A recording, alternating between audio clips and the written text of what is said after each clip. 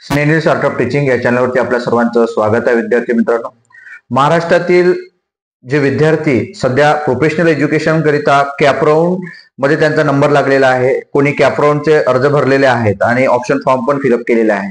उदाहरणार्थ मी तुम्हाला सांगतो आहे, नर्सिंग, नंतर इंजिनिअरिंग आणि बीएड, MBA यासारख्या विद्यार्थ्यांचे जे काही ऑप्शन फॉर्म भरून त्यांची लिस्ट सुद्धा लागलेली आहे आणि विद्यार्थ्यांना कॉलेज सुद्धा अलॉट झालेले आहे. विद्यार्थी मित्रांनो, आपला एक प्रश्न असा आहे की ऍडमिशन तुमची तर झाली आहे, परंतु वसतिगृहा संदर्भातला सर्वात मोठा प्रश्न आहे आणि वेगवेगळ्या प्रवर्गातील विद्यार्थ्यांची राहण्याची सोय नेमकी कुठे होणार आहे हे आपल्याला माहित नसते. त्याच्या मागचं कारण सांगतो की याची पब्लिसिटी किंवा याची प्रसिद्धी आपल्यापर्यंत पोहोचत नाही आणि पुण्यासारख्या शहरामध्ये, औरंगाबाद सारख्या शहरामध्ये किंवा जिल्ह्याच्या कोणत्याही शहरामध्ये जर राहायचं असेल तर विद्यार्थी मात्र एक तर वसतिगृह जे राहतात ते कॉलेजचं वसतिगृह असते आणि त्यामध्ये 1-1 लाख 20-20 हजार रुपये त्यांना फीस भरावं लागते, जेणेकरून आपल्याला ज्या काही योजना सुविधा आहेत फ्री एज्युकेशनच्या त्या मात्र माहीत नसल्यामुळे आपल्या पालकांवरती आर्थिक भुर्दंड बसत असते. मग जे विद्यार्थी तळागाळातील ग्रामीण भागातील विद्यार्थी असतील त्यांच्याकरिता मग त्यात SC, ST, OBC, NT, VJ, SBC या सर्व प्रवर्गातील जे विद्यार्थी आहेत यांच्याकरिता वसतिगृह आहेत. पण हे जे वसतिगृह आहे यामध्ये जर विद्यार्थ्यांना प्रवेश पाहिजे असेल तर त्याची काहीतरी पर्सेंटेजची अट आहे आणि त्या पर्सेंटेज नुसार विद्यार्थी त्या ठिकाणी वसतिगृहाचा फॉर्म भरत असते. जर तुमचा वसतिगृहामध्ये अर्ज करूनही नंबर लागलेला नाही तर शासनाने मात्र पुन्हा तुम्हाला निर्वाह भत्ता म्हणून रूम करून जर राहत असाल तर त्याच्यासाठी सुद्धा निर्वाह भत्त्याचे पैसे मात्र दिले जाते आणि त्यासाठी सुद्धा SC, ST, OBC, NT, VJ, NT या सर्व प्रवर्गातील विद्यार्थ्यांसाठी स्वयंसारखी, स्वाधार आधार यासारख्या योजनेच्या माध्यमातून 60,000 रुपये मात्र वर्षाची त्या विद्यार्थ्यांना दिले जात असते. मग ह्या प्रक्रिया कधी करायच्या आहेत तर ते तुम्हाला या व्हिडिओमध्ये मी सांगणार आहे. विद्यार्थी मित्रांनो, आपण माझ्या चॅनलला पहिल्यांदा आले असेल तर माझ्या चॅनलला सबस्क्राईब करा, जेणेकरून तुमचं हे राहण्या खाण्याची जी व्यवस्था आहे ती प्रवेशापर्यंत फॉर्म कुठे भरायचा, कसा भरायचा, कुठे नेऊन द्यायचा, लिस्ट कधी लागणार आहे आणि लिस्ट लागल्यानंतर तुमचा त्या ठिकाणी नंबर लागला आहे की नाही आहे, प्रवेशाला कुठे जायचं आहे, जर चुकून 2-3 दिवस राहण्याची व्यवस्था जर करायची असेल या सर्व गोष्टींसाठी मदत मात्र आपण कायमस्वरूपी आपल्या विद्यार्थ्यांना करीत असतो. तर लक्षात घ्यायचं आहे, पहिल्या राऊंड मध्ये तुमचं इंजिनिअरिंग कॉलेजमध्ये अलॉट झाले असेल आणि तुम्ही इंजिनिअरिंग साठी प्रवेश जर घेतला असेल, मग जिल्ह्यात 36 जिल्ह्याच्या कोणत्याही ठिकाणी असेल तर त्या ठिकाणी वसतिगृह व्यवस्था आहे.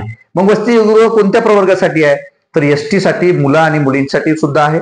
ST जर विद्यार्थी असतील तर त्यांच्यासाठी सुद्धा मुलं आणि मुलांचे वसतिगृह आहेत आणि इतर मागास व बहुजन कल्याण विभागाची वसतिगृह NT, VJNT, SBC या सर्व प्रवर्गातील विद्यार्थ्यांकरिता सुद्धा 100 मुलींकरिता आणि 100 मुलांकरिता असं सुद्धा वसतिगृह आहेत.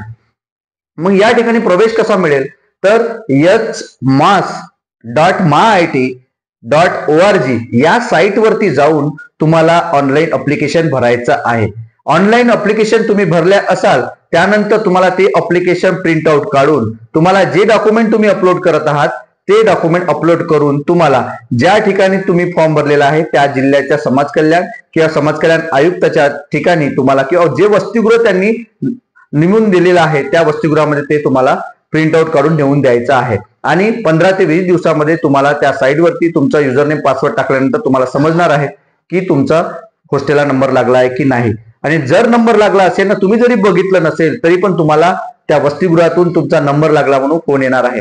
मग यासाठी कागदपत्र कोणती पाहिजे तर सर्वात महत्वाचं कागदपत्र म्हणजे कोणतं तर तुम्ही त्या ठिकाणी प्रवेश घेणं महत्वाचं आहे. ज्या जिल्ह्यात तुम्ही ऍडमिशन फॉर्म म्हणजे हॉस्टेलला अर्ज करणार आहात त्या हॉस्टेलला त्या ठिकाणचं वसतिगृहामध्ये तुम्हाला नंबर लागण्याकरता कॉलेजला तुम्ही त्या ठिकाणी प्रवेश घेतला आहे का, एक तर ऍडमिशनची स्लिप आणि दुसरं म्हणजे बोनाफाईड सर्टिफिकेट. हे अत्यंत महत्वाचं डॉक्युमेंट आहे. आणि नंतर इन्कम सर्टिफिकेट आणि बाकी जे इतर डॉक्युमेंट आहेत ते कास्ट सर्टिफिकेट असेल, 10वी-12वीची मार्कशीट असेल, ह्या सर्व गोष्टी त्या ठिकाणी तुम्हाला फिलअप करायच्या आहेत.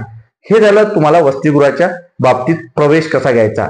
मग ही सर्व वसतिगृह सर्व विद्यार्थ्यांसाठी असणार आहे.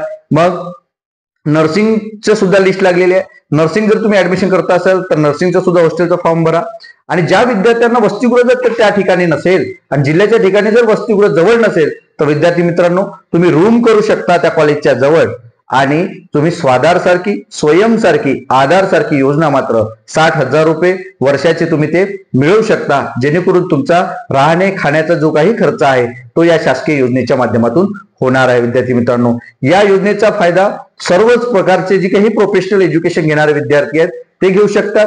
विद्यार्थ्यांचा पुन्हा एक प्रश्न आहे, मग कोणता प्रश्न, की सर जी ही डेट आहे ही तर डेट बंद झालेली आहे, जे ऑनलाईन अप्लिकेशन करायची जी काही वसतिगृहाची डेट आहे ती बंद झालेली आहे. पण लक्षात घ्यायचं विद्यार्थी मित्रांनो, पहिल्यांदा जेव्हा ऍडमिशन प्रोसेस सुरू होतात तेव्हा 11वी-12वीची ऍडमिशन प्रोसेस ही पहिल्यांदा होत असते आणि त्यानंतर जे काही प्रोफेशनल एज्युकेशन आहेत त्या प्रोफेशनल एज्युकेशनचे पहिल्या राऊंड पासून 15 दिवस किंवा 20-20 दिवसानंतर ही जी अप्लिकेशन प्रोसेस आहे ही ऑन ऑफ केली जात असते, ज्या माध्यमातून लिस्ट जशी जशी कंप्लीट होत जाते तसं तसे जागा फिलअप केल्या जातात आणि रिक्त जागांसाठी ती यादी जाहीर केली जाते आणि विद्यार्थी त्या ठिकाणी फॉर्म भरत असतात.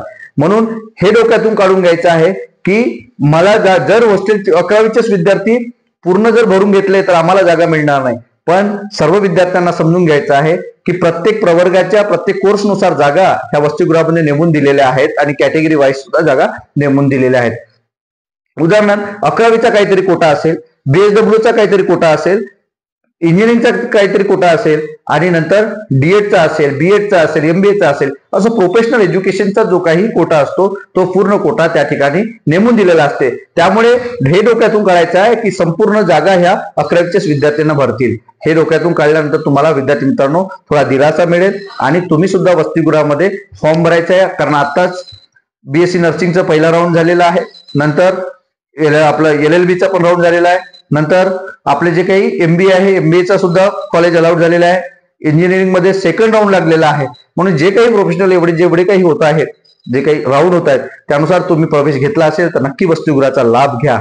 आणि त्यासाठी स्वयं ऑनलाईन जे आदिवासी विद्यार्थ्यांसाठी आहे आणि नंतर इतर मागास बहुजन कल्याण आणि SC विद्यार्थ्यांसाठी सेम त्या ठिकाणी साईट आहे आणि ती डिस्क्रिप्शन बॉक्समध्ये टाकतो आहे. डॉक्युमेंट कोणते लागणार आहे ते सुद्धा ते डिस्क्रिप्शन बॉक्समध्ये टाकतो आहे. आणि अजून जर तुम्हाला काही समस्या असेल तर नक्कीच स्नेहनील्स आर्ट ऑफ टीचिंग आणि स्नेहनील्स आर्ट ऑफ टीचिंगचं व्हॉट्सअप आणि टेलिग्राम ग्रुप हे दोन्ही ग्रुप आहेत, त्या ग्रुपला जॉईन व्हा, जेणेकरून तुम्हाला अपडेट मिळेल आणि तुम्हाला राहण्यापर्यंत त्या ठिकाणी वसतिगृहात प्रवेश मिळेपर्यंत या चॅनलवरती तुम्हाला मदत करता येणार आहे. विद्यार्थी मित्रांनो, ही माहिती आपल्याला कशी वाटली ही नक्की कमेंट बॉक्समध्ये कळवा आणि अशाच अपडेट करता माझ्या चॅनलला मात्र सबस्क्राईब करा. धन्यवाद.